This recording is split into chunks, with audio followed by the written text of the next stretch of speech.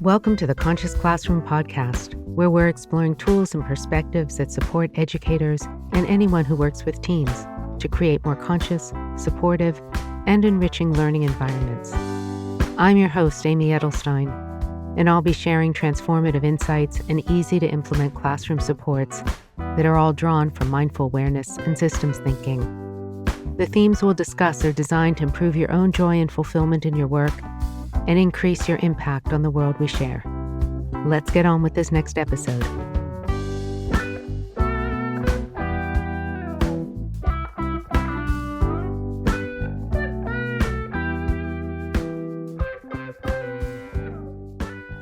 Hello, welcome to the Conscious Classroom.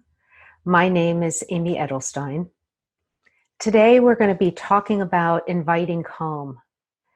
During this time of COVID-19, where we are all pressured and required to make changes that are unexpected and unanticipated, this time of COVID-19 can give us the opportunity to calm, focus ourselves, and allow ourselves to steady and to build steadiness for our students. Generally, at this time of year, we are trying to inspire our students and encourage them to do their best and make it to the end of the year. I just got off teaching an online class with a school that Inner Strength worked with over the past year, and we had a blast. We had 21 students on. We talked about what it is to develop a mind like water, what it is to have that kind of flexibility and fluidity where you can let your mind flow around obstacles rather than coming up against them and trying to fight them. Students all know Bruce Lee, so Bruce Lee is a really good inroad when you want to try to convey the value of mindfulness and why it's important for us to cultivate this sense of inner stability and inner peace and calm. What I found with them is that what they told me was that they're missing school because they're missing this structure. They're finding it hard to figure out what to do on their own. And they seemed really animated and really happy to talk and really eager to be able to engage in a way that was really pleasant and just so heartwarming to see. That kind of engagement and delight at being together. When we finished the class, they were wishing, the principal got on for 10 minutes and they were wishing the principal and they were wishing myself and the other classroom teacher a blessed day, and that kind of warm-hearted, generous spirit coming out of them was really a delight to see. And it just shows that when we allow students to gather together in a framework that has structure, that has a teacher, it has instruction, it has the sense of school hierarchy because the principal is there, that positive framework and scaffolding is made available for the students. But because we're in a time where classrooms are more open, and their participation can only boost their grade instead of lower their grade, it's inviting a kind of curiosity and ease that we often don't see during the school year. I think that says more about the way we structure our classrooms than it does about the students themselves. There are a lot of lessons that we can learn from this time if we're willing to retool a lot of the structures that we've taken as given, that are expedient, that make it easy for us to process large numbers of kids through this chute that we call education and move them from grade to grade to grade.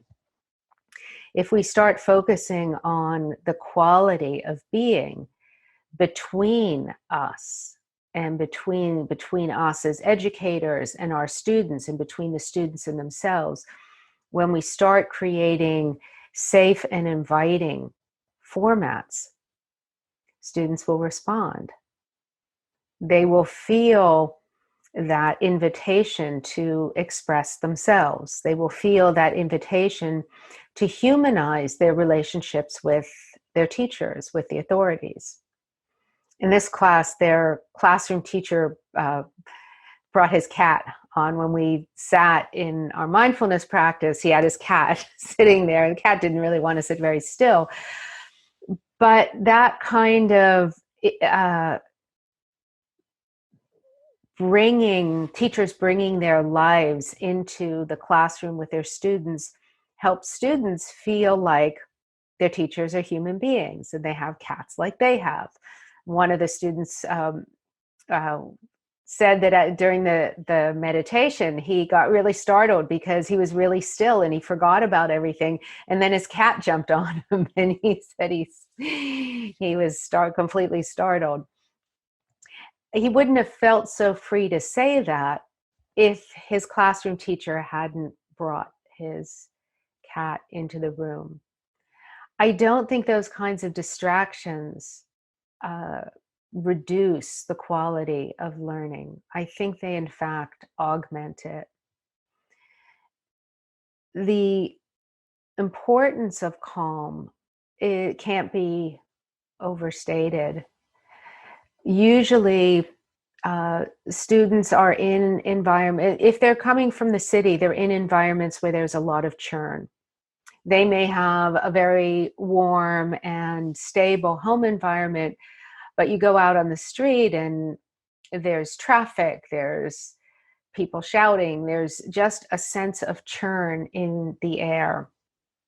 These times, of course, where everyone's staying at home and schools are closed, mean that the external churn has slowed down to some degree.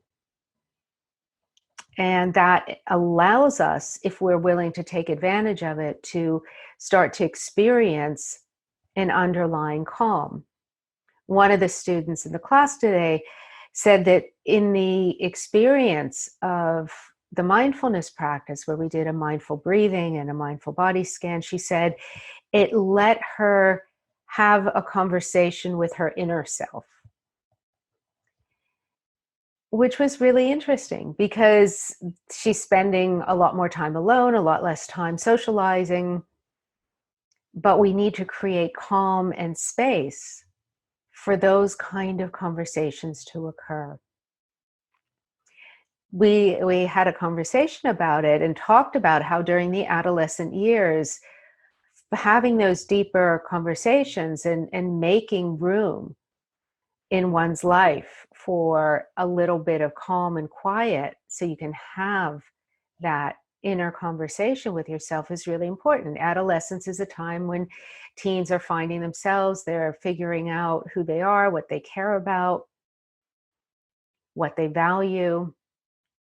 And if they don't give themselves, or we as educators don't give them the space to access that level or dimension of their experience, they won't have those conversations.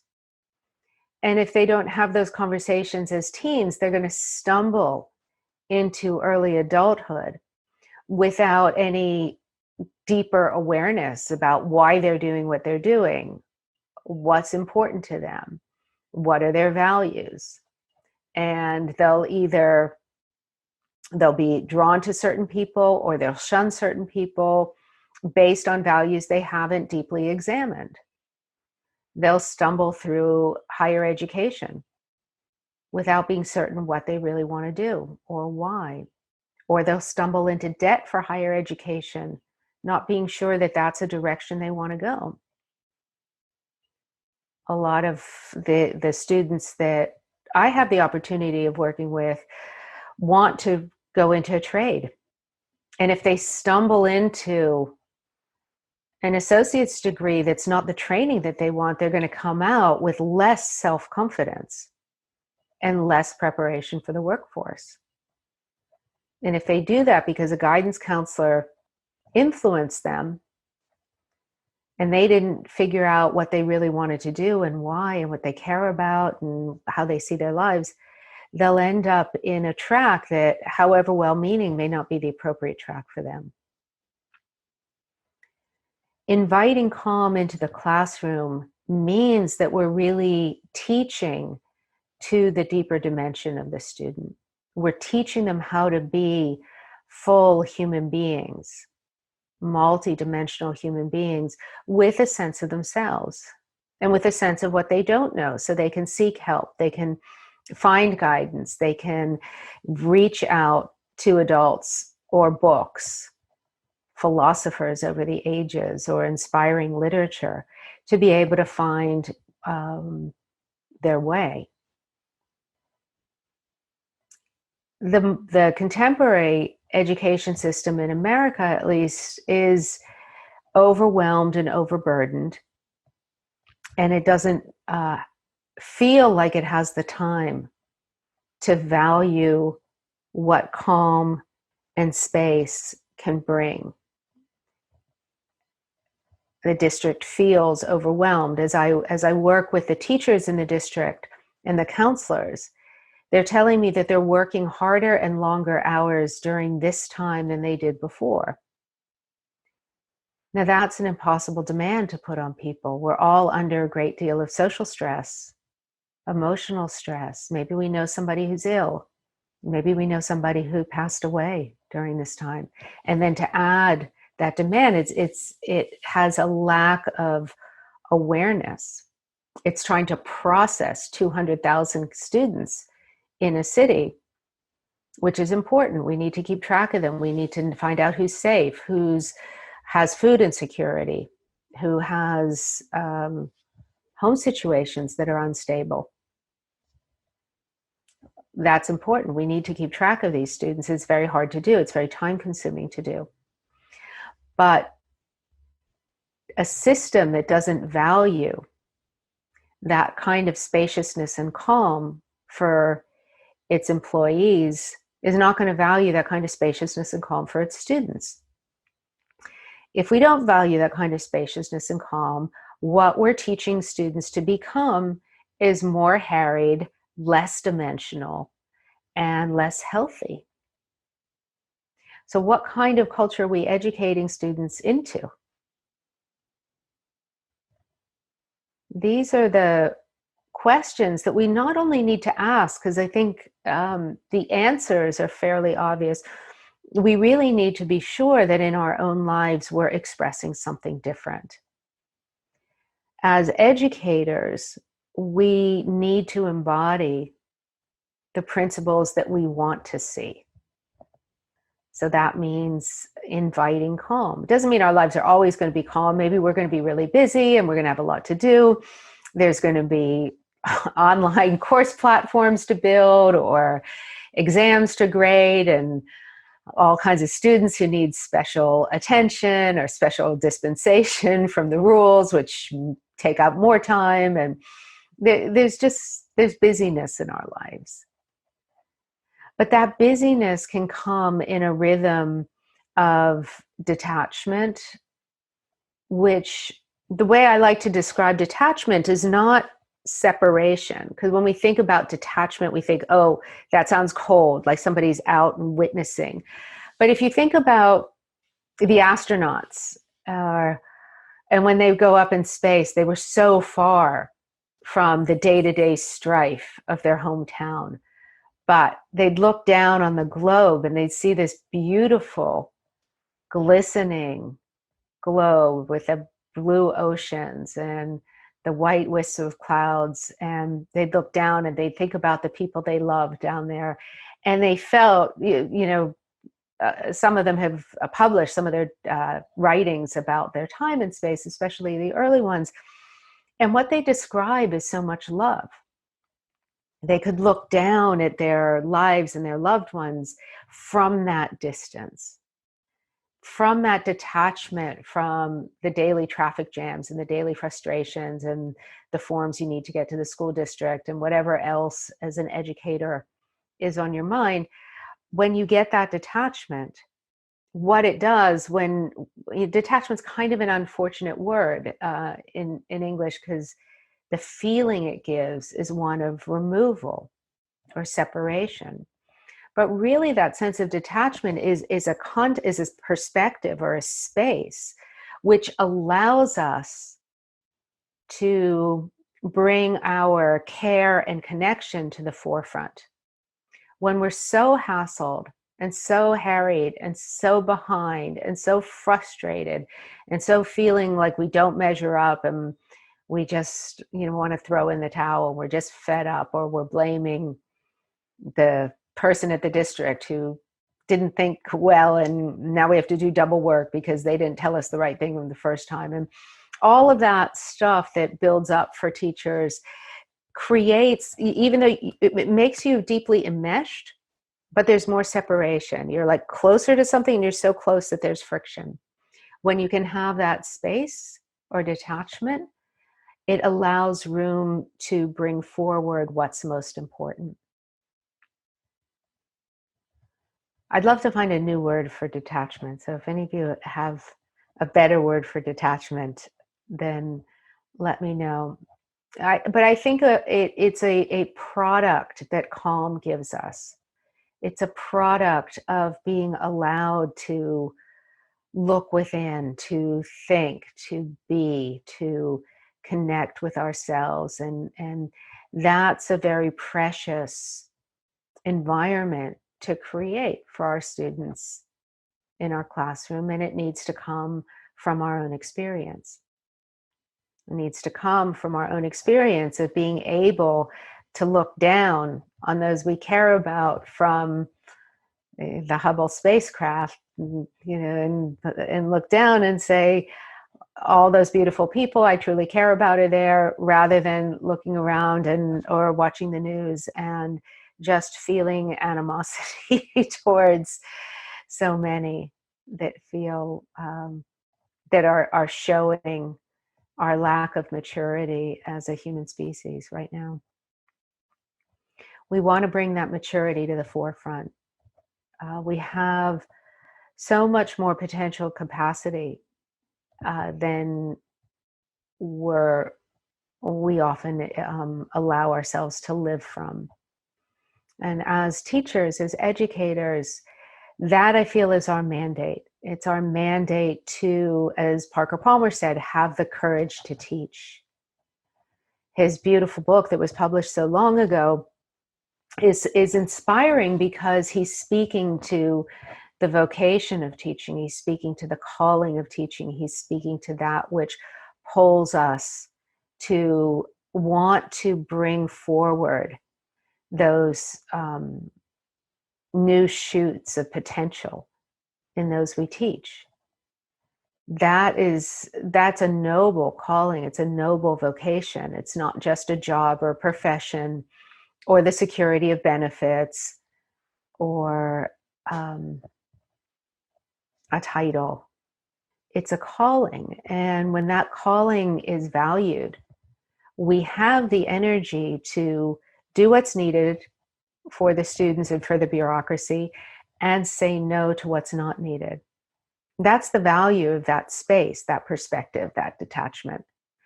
The value of that detachment is we want to maintain that pool of calm, because that's where creativity can germinate. And if we can maintain that pool of calm within, it doesn't mean that things won't get chaotic and we're in a classroom and students are talking over each other and they're getting excited, or it's 5 minutes before the bell and you've just lost their attention and they're never going to come back because they're gone and they're talking about what's next and singing and dancing and whatever they do. That's okay. Those kinds of disruptions and chaos are just part of adolescence exploding out of the bodies of kids. They just seem to explode out in all directions. That is, those are the kinds of healthy chaos, healthy excitement, exuberance, and disorder within a container that holds enough calm to be able to navigate. So that means that those unruly times won't get out of hand, people won't get hurt. And that has to do with, because a pool of calm has enough room, has enough give in it to allow for healthy disorder. And when we're very tense and very tight, when we're really wound up and just so clenched, we break. And it's probably happened to most of us, or we've seen countless teachers when we've walked in to take over their class as they exit for another class, and you've seen them just at the breaking point, and a student says something that's innocuous or not a big deal, and they just snap, because calm has given it. It has play, it has flexibility, it has resilience built into it. And tension and tautness and tightness doesn't, it breaks. And when educators break in that way, they usually take it out on their students. Sometimes they take it out on their colleagues, but they usually take it out on their students. So calm is really important. One of the definitions of resilience is being able to return to balance when knocked off balance. So how quickly are we able to recalibrate and bring ourselves back to center when we've been knocked off balance? So it doesn't just mean that we can grit our teeth and make it through a very difficult moment. It means that we can, when that tsunami hits, and when we've been kind of churned up by the wave and ground into the sand, how quickly and gracefully can we stand up, dust ourselves off, and move forward? There's a lot of talk in education circles about building resiliency for students and helping them be more resilient, because we know they're going to get knocked around. How do we build more resiliency into our classroom? How is the onus on us as educators to create that pool of calm that at its center has give, that has flow, that has room? And this is where our own mindfulness practice and introducing whatever type of mindful contemplation is appropriate in the school that you're in is really important. Not every school is going to be able to do silent breath practice. It's just not going to be appropriate. It's not going to be welcomed by parents. It's not going to fit in the school culture. There are many other ways to create that kind of contemplative environment and create that kind of silence and create that kind of calm.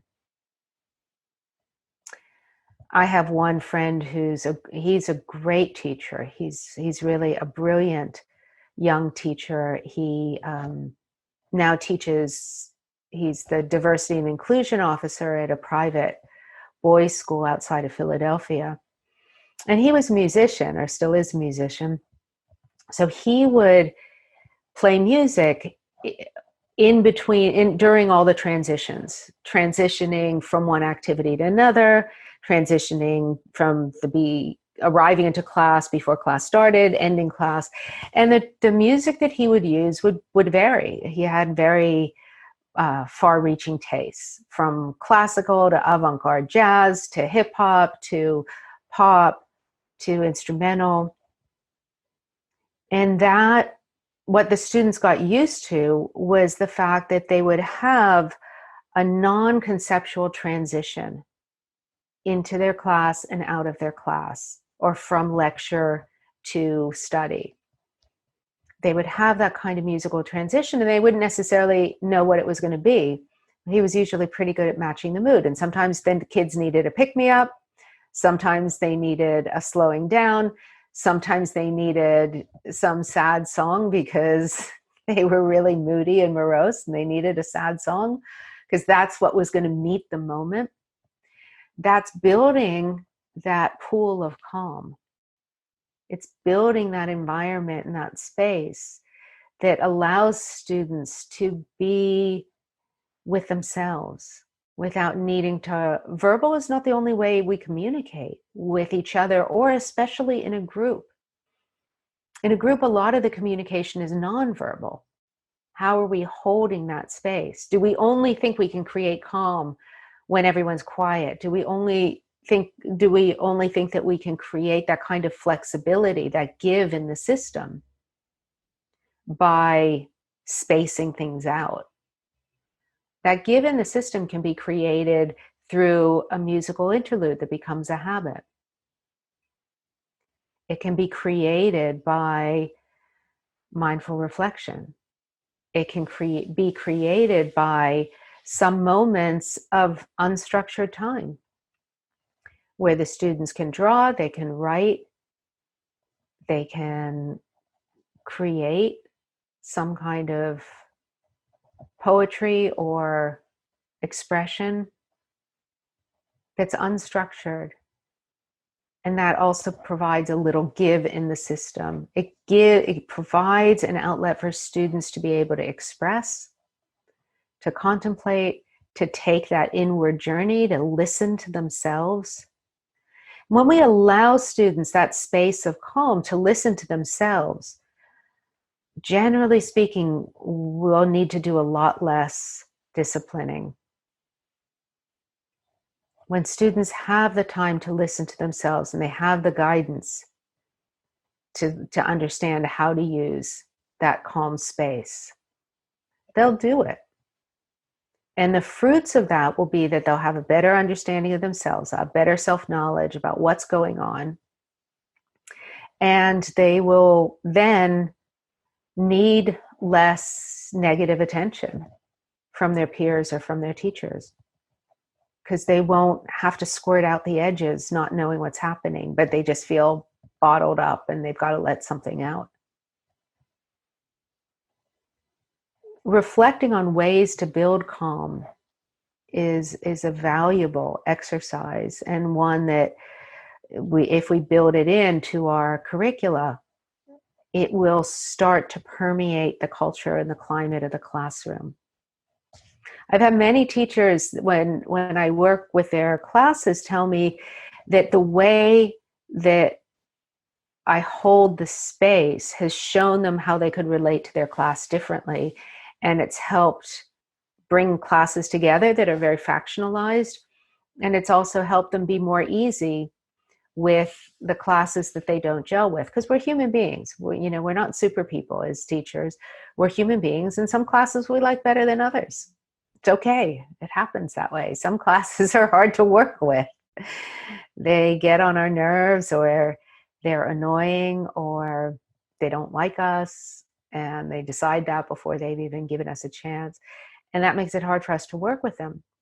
But if we keep that astronaut's view looking down, that won't bother us.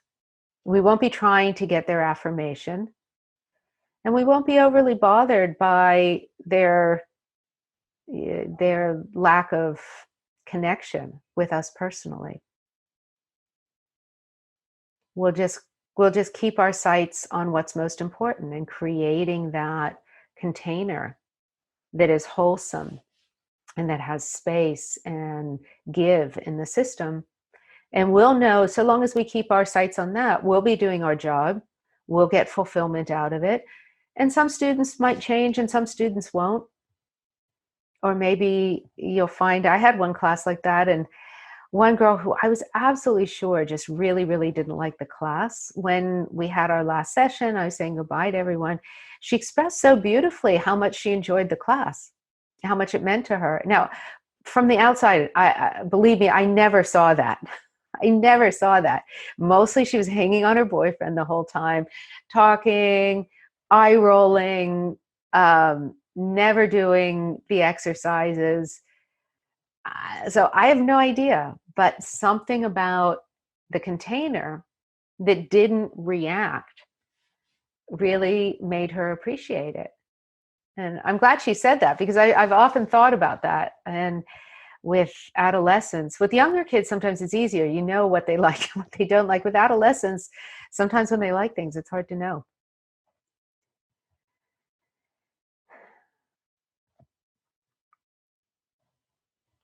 And I think the last thing I wanted to talk about in terms of calm really has to do with the atmosphere of competition. And I don't, from what I've seen with teens and my own experience, many people do not thrive in an atmosphere, in a competitive atmosphere. They thrive in, this is also kind of unfortunate because it's a weird negative, but in the non-zero world. So non-zero, usually we have zero sum. So there's a valedictorian, everybody else is second best.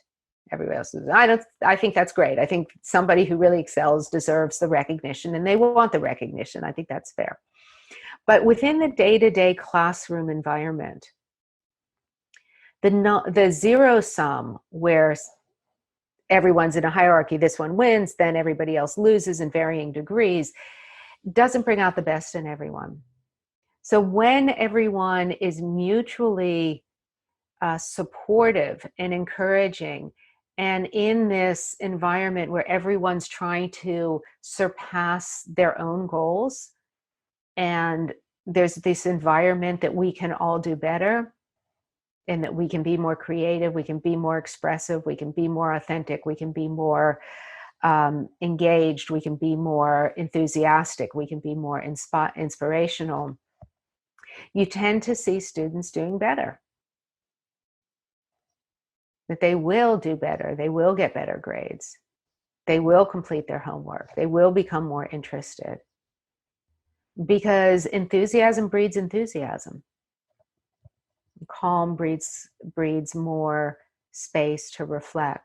So I think that the non-zero sum equation is very important in these atmospheres. And I don't mean that we want to cultivate that environment where Johnny gets a trophy even if he loses. That's not what I'm advocating.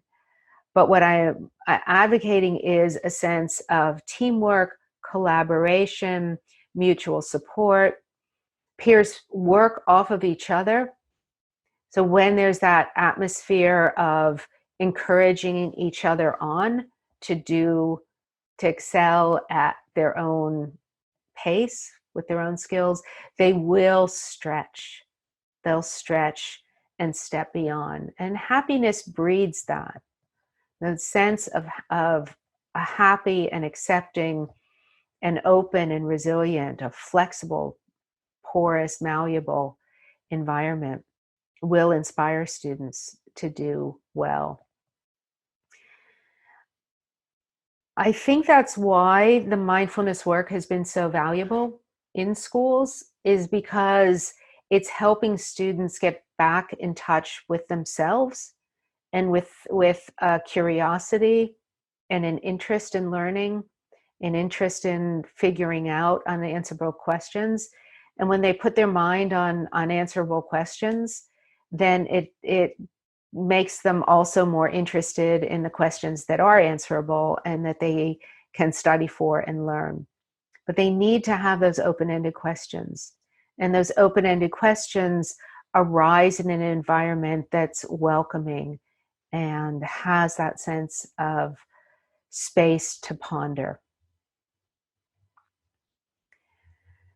So let's close with a practice that we can do with the students that'll help cultivate both calm and that kind of open-ended inquiry.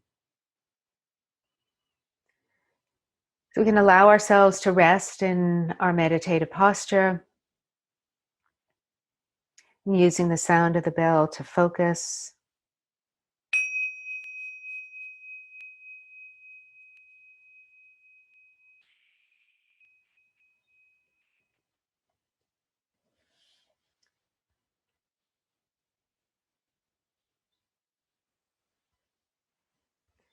So begin by just allowing yourself to scan your body.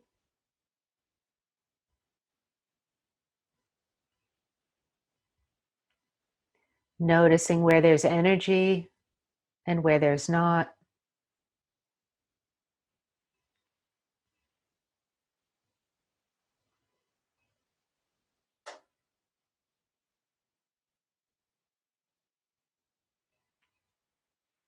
Noticing the breath as it goes into your body and where you lose awareness, where it just becomes absorbed in the lungs. Follow its path and its trajectory as the breath goes in, and notice where you lose contact with it. The breath is still going, we're still oxygenating our bodies, but there's a certain point where we can no longer sense the breath as separate.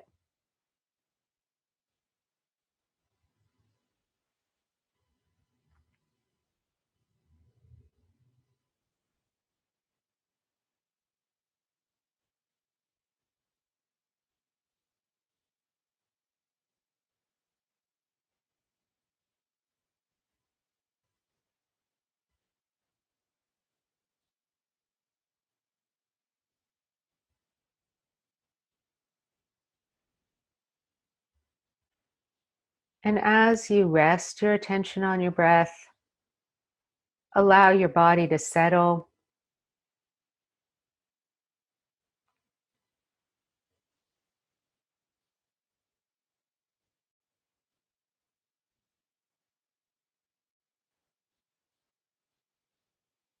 And picture yourself settling like a stone in the middle of the river.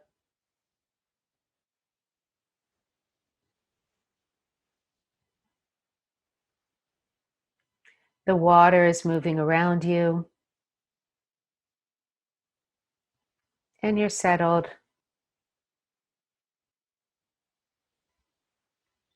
No friction, no tension. The water just finds its way around either side, and you remain still and steady.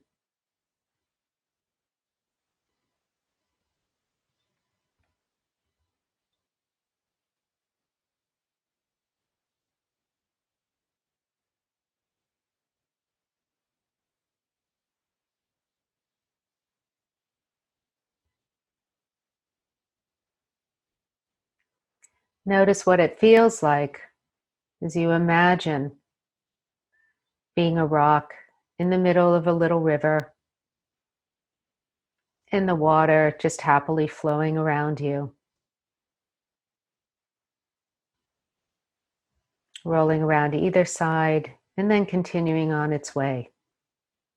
No friction, no tension, and you're there, steady, without force and without effort.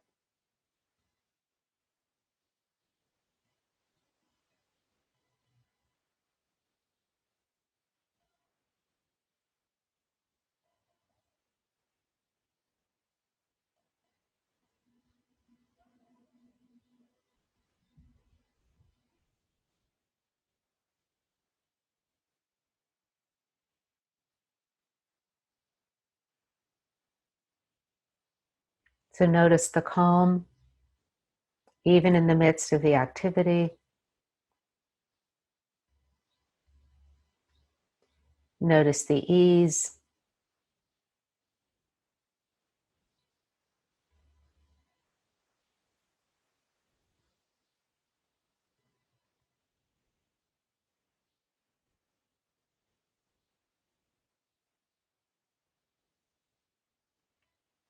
And now remember the last time that you got really frustrated,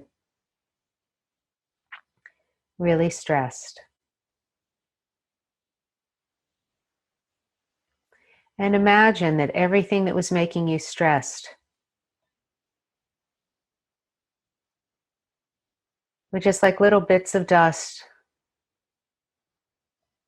that fell into the river. And you were still steady. And imagine all those frustrations just being carried by the current of the river And when it comes up against the rock, just flows to either side and continues on its way. It touches you, but it doesn't move you off course. It keeps going, as all events do, and you remain steady.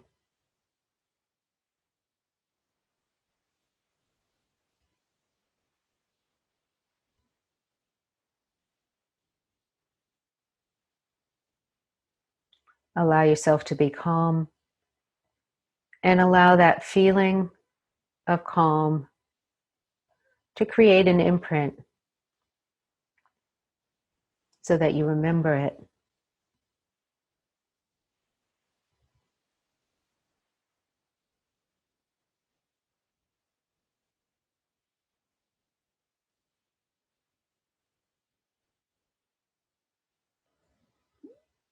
And you can begin to bring your attention back. And when you hear the bell, we can finish.